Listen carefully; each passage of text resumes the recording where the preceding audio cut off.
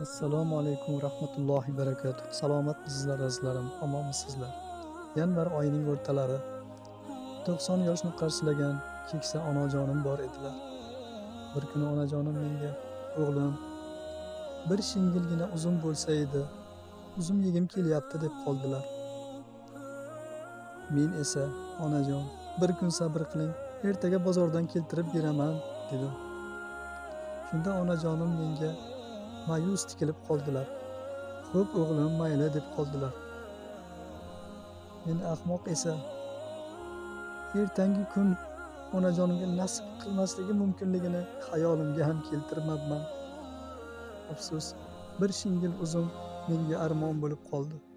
Azizlarim, ota-onalarimizni vaqtida qadrlaylik.